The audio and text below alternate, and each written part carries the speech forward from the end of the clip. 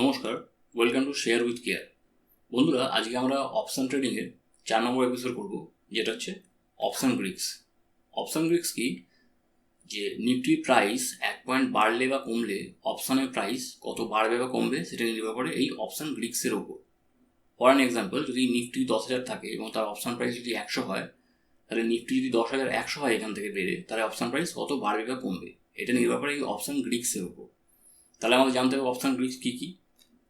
Option Greeks হচ্ছে delta, gamma, theta, Vega এবং rho. এবং এই যে ডেল্টা, গামা, থিটা, এই যে নামগুলো, এগুলো হচ্ছে গ্রিক নাম, এই জন্য এগুলোকে বলা হয় গ্রিক্স, অপশান গ্রিক্স। ঠিক আছে।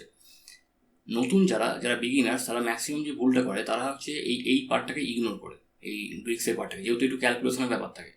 এবং অনেকেরই ধারণা হচ্ছে যে আমরা তো 1 লট 2 লট নিয়ে ট্রেড করবো, তাহলে সেক্ষেত্রে আমরা এত ক্যালকুলেশন করে কী করবো? যখন আগামী দিনে আমাদের ক্যাপিটালটা বেড়ে যাবে, বেড়ে গিয়ে যখন আমরা হাই ভলিউমে কাজ করবো, তখন না এগুলো শিখে নেব।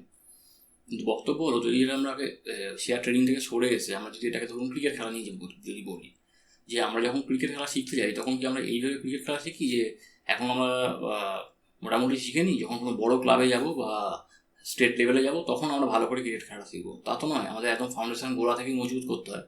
ঠিক তেমনি আপনি যদি মনে করে থাকেন যে আপনি অপশান ট্রেডিং করবেন এবং সেটা সিরিয়াসলি করবেন, তাহলে আপনি কখনোই অপশান গ্রিক্সকে ইগনোর করতে পারবেন না। এই যে ডেল্টা, গামা, থিটা, ভেগা, প্রত্যেকটা একটা ইন্ডিভিজুয়াল ইম্পর্টেন্স আছে। এবং এর সাথে সাথে আমরা যখন এরপরে ইমপ্লাইড ভলাটিলিটি এবং ইন্ডিয়া ভিক্স করবো, তখন কি আপনি বুঝতে পারবেন। এই যে আমরা বলি যে অপশান ট্রেডিংয়ে 90% ট্রেডার ফেল করে বা লস করে, তার মেন কারণটা হচ্ছে এই অপশান গ্রিক্সটা ইগনোর করে বলে। এই জন্য আমরা খুব ভালোভাবে এই 3-4টে এপিসোড মিলিয়ে এই অপশান গ্রিক্সটাকে কমপ্লিট করবো।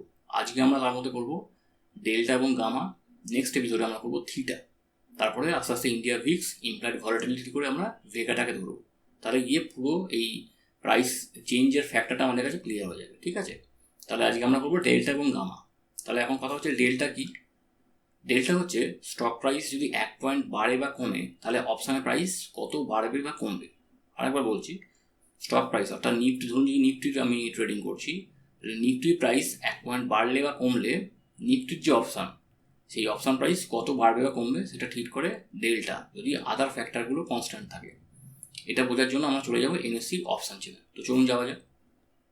আমরা চলে এসেছি এনএসসির অপশান চেনে। এখানে আমরা কি দেখছি যে নিফটির 27 মার্চ 2024 ক্লোজিং প্রাইস হচ্ছে 22,123 টাকা 65 পয়সা। তাহলে নিফটি এখন কোথায় আছে? নিফটি এখন 22,100 আছে, এই লেভেলে আছে। এবং তার কারেন্ট এলটিভি হচ্ছে 113 টাকা 15 পয়সা। এখন এটা হচ্ছে আমি কলেজ সাইডে বলছি।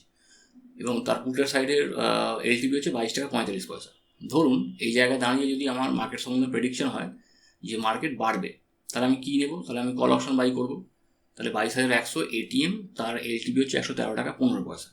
তাহলে কালকে যদি মার্কেট এখান থেকে 1 পয়েন্ট বাড়ে, তাহলে আমার এই এলটিভিতে কত চেঞ্জ আসবে, বা 1 পয়েন্ট কমে তাহলে আমার এলটিভিতে কত পয়েন্ট চেঞ্জ আসবে, সেটা ঠিক করবে আমার ডেল্টা, যদি আদার্স ফ্যাক্টরগুলো কনস্ট্যান্ট থাকে। বারবার বলছি। তাহলে আমাকে এখন যেটা জানতে হবে যে এই যে স্ট্রাইক প্রাইসগুলো, আর আমরা কী করবো, যে ধরুন যদি কল অপশন বাই করি, তাহলে 22,100 হচ্ছে আমার এটিএম। তাহলে আমরা 3টে স্ট্রাইক প্রাইস এখানে চুজ করবো।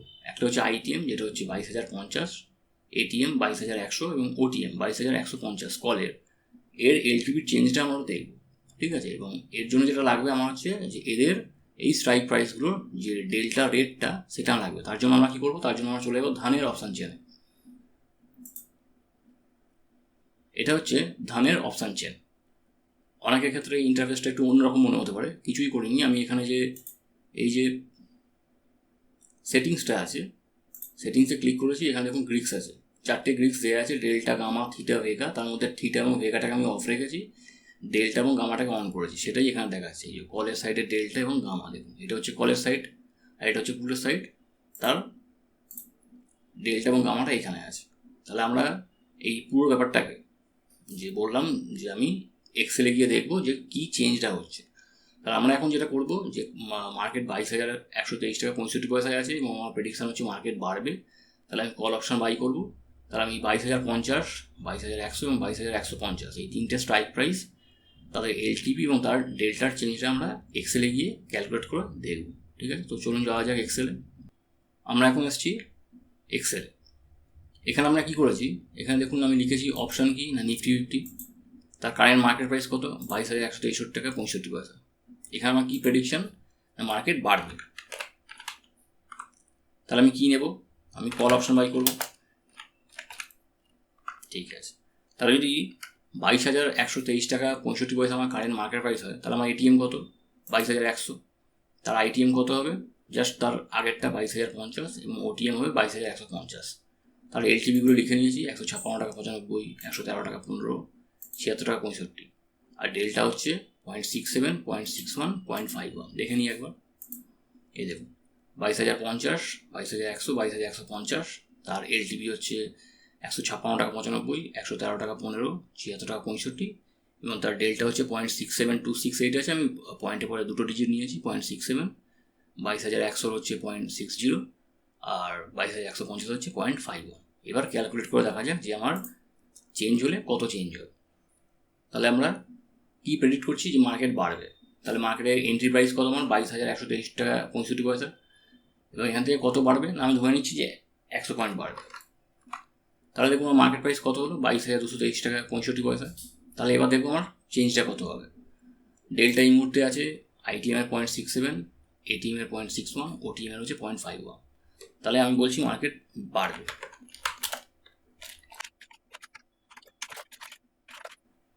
ডেল্টার অ্যামাউন্ট কত চেঞ্জ হবে সেটা দেখবো আমরা। তাহলে বাড়বে কত? না, 100 পয়েন্ট বাড়বে। তাহলে ডেল্টা কত হবে? না, যত বেড়েছে সেটা ইন্টু ডেল্টা।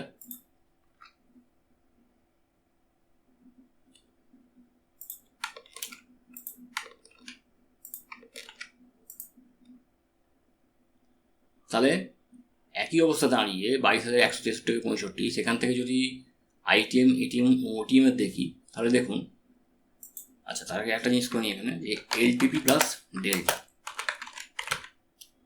তাহলে এই প্রাইসটা কত হবে? না, এলটিপি প্লাস ডেল্টা যে চেঞ্জ হলো সেইটা, সেই অ্যামাউন্টটা।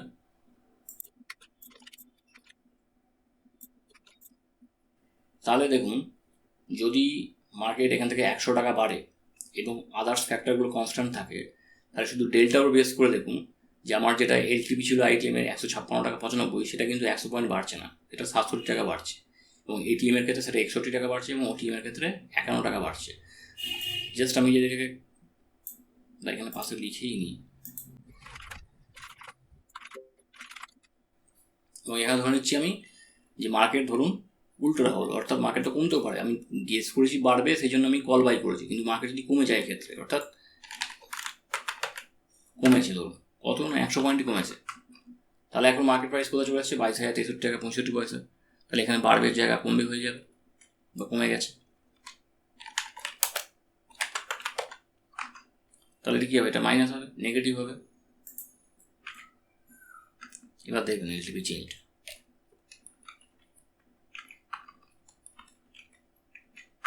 দেখুন ডেল্টা সেই 67 টাকায় কিন্তু কমে গেল এবারে, এবং এলটিপি প্লাস ডেল্টাটা কমে কোথায় চলে এসেছে দেখুন। যেটা আগে ছিল বেড়ে যাওয়া অবস্থায় 223 টাকা 95, সেটা এখন 89 টাকা 65 পয়সা চলে এসেছে। জাস্ট 100 পয়েন্ট বাড়াতে বা কমাতে এত টাকা চেঞ্জ, আদার্স ফ্যাক্টরগুলো কনস্ট্যান্ট, বারবার বলছি। তাহলে এইটাই ডিসাইড করে দেয় ডেল্টা। যদি বুঝতে না পারেন আরও একবার দেখবেন, ব্যাপারটা ক্লিয়ার হয়ে যাবে। জানি প্রথম দিকে একটুখানি জটিলতা লাগবে, কিন্তু কিছুই নয়। যা ডেল্টার আমার এখানে পয়েন্ট দেখাচ্ছে, সেটা যতটা বাড়ছে বা কমছে, যদি এখানে ধরুন 10 পয়েন্ট বাড়ে বা কমে, তাহলে দেখুন ডেল্টা চেঞ্জ হচ্ছে 0.67, এই 6.7। যদি ডেল্টা 20 পয়েন্ট বাড়ে, তাহলে ডেল্টা চেঞ্জ হবে 13.4। সেই অ্যাকর্ডিংলি চেঞ্জটা হবে, যত পয়েন্ট বাড়বে কমবে সেটা ইন্টু ডেল্টা। সেখান থেকে আমার এলটিপির সঙ্গে ডেল্টাটা যোগ করলে আমি আমার ক্লোজিং প্রাইসটা পেয়ে যাবো, আদার ফ্যাক্টরগুলো কনস্ট্যান্ট থাকলে। একইভাবে আমরা যদি পুটে চলে আসি, ধরুন আমি এখন যদি অপশান চেনে যাই, এবং এই যে আমি এখন আবার এনএসসির অপশান চেনে এসেছি, এবং আমার প্রেডিকশন হচ্ছে মার্কেট এখান থেকে নামবে, নিচের দিকে যাবে বিয়ার হিসেবে। তাহলে আমি সেই পুট অপশান বাই করবো। তাহলে আমি এখন 22,100 আছি, এটিএম তো একই থাকবে। তাহলে আমার এখন আইটিএম কী হয়ে যাবে? 22,150, এবং ওটিএম হয়ে যাবে 22,050, এইটা। তাহলে এইটার এবার আমি ডেল্টা দেখবো যে পুটের ক্ষেত্রে কীভাবে চেঞ্জটা হবে। আমি ধনের অপশান চেনে চলে যাবো, এবং এখান থেকে যে পুট সাইড, এটা হচ্ছে পুট সাইড। তাহলে 22,150, 22,100 এবং 22,050, তাদের ডেল্টা কত আছে? যতক্ষণে 0.20, 0.31 এবং 0.47 বা 0.48, এটাকে নিয়ে আমরা এর ক্যালকুলেশনটা দেখবো যে যদি মার্কেট এখান থেকে ডাউন হয় তাহলে কী হবে পুটের ক্ষেত্রে। চলুন যাওয়া যাক এক্সেলে। তাহলে আমরা চলে এসেছি এক্সেলে। আমরা এখন দেখবো পুটের ক্ষেত্রে কী হবে। তাহলে আমার কী প্রেডিকশন এখান থেকে, মার্কেট কমেছে বা কমবে, কী নেব, পুট বাই করবো।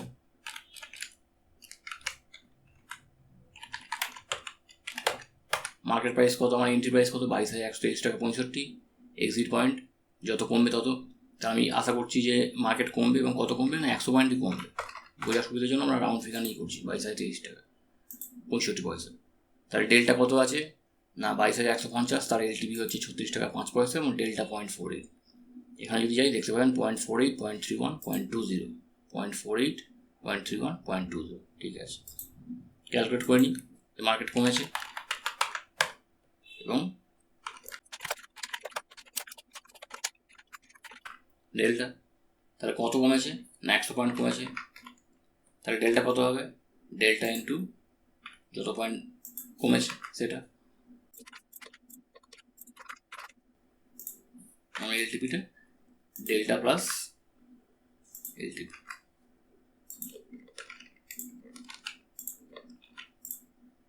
সেম জিনিস। তাহলে আমার মার্কেট ডাইরেকশান যেদিকে থাকবে, আমার যদি প্রেডিকশান ঠিক থাকে, আমার ডেল্টা অনুযায়ী আমার এলটিপি বাড়বে, এবং যদি উল্টো হয় তাহলে আমার মার্কেট প্রাইস সেই অনুযায়ী কমে যাবে। বুঝতে না পারলে আরও একবার দুবার প্র্যাকটিস করবেন, ব্যাপারটা ইজি হয়ে যাবে। এমন জটিলতা কিছু নেই। যত পয়েন্ট বাড়বে বা কমবে সেটা ইন্টু ডেল্টা করলেই আমি আমার এলটিপির সঙ্গে আদার্স ফ্যাক্টরগুলো কনস্ট্যান্ট থাকলে আমি আমার এলটিপি প্লাস ডেল্টা আমার এক্সিট প্রাইসটা পেয়ে যাবো আমি। তাহলে আবার এরপর আমরা চলে যাব গামা। গামা খুবই ইজি। গামা কি, গামা হচ্ছে স্টক প্রাইস 1 পয়েন্ট বাড়লে বা কমলে ডেল্টা কত বাড়বে বা কমবে সেটা ঠিক হয় গামার ওপর। অর্থাৎ গামা ডেল্টা স্পিডটাকে বুঝিয়ে দেয়।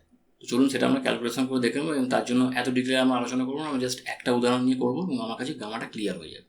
তার জন্য চলে যাবো আবার অপশান চেনে, ধানের অপশান চেনে চলে আসছি, এবং আমি ধরে নিচ্ছি যে 22,100 আছে এই যে কলের যে এটিএমটা, সেই একটা উদাহরণ আমরা নেব যে 22,100 গামা হচ্ছে, দেখুন এখানে 0.00186, এইটাই একটা দিয়ে আমরা বুঝে নেব। তো চলে যাই কলের অপশানে। তাহলে এইটাকে নিয়ে আমরা দেখছি যে 22,100 তার গামা কত,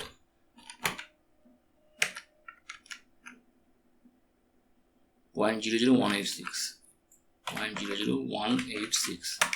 তাহলে যদি 100 পয়েন্ট বাড়ে তাহলে আমার গামা কত হবে, গামা ইন্টু যত বেড়েছে 0.186। তাহলে ডেল্টা কত হবে না, ডেল্টা হচ্ছে ডেল্টার 22,100 ডেল্টা কত 0.61 এইটা। তাহলে 0.61 ইন্টু যত গামাটা বেড়েছে সেটা ইন্টু যত পয়েন্ট বেড়েছে, এটা ফর্মুলা। ক্যালকুলেট করে নিই আমরা 0.61 ইন্টু 0.186 ইন্টু 100, তাহলে 11.346। অর্থাৎ যদি আমি এখানে কত বেড়েছে 100 পয়েন্ট বেড়েছে, এখন আছে 174 টাকা 15 পয়সা, সেটা প্লাস এই 11 টাকা 11.346 এটাকে অ্যাড করে দেবো।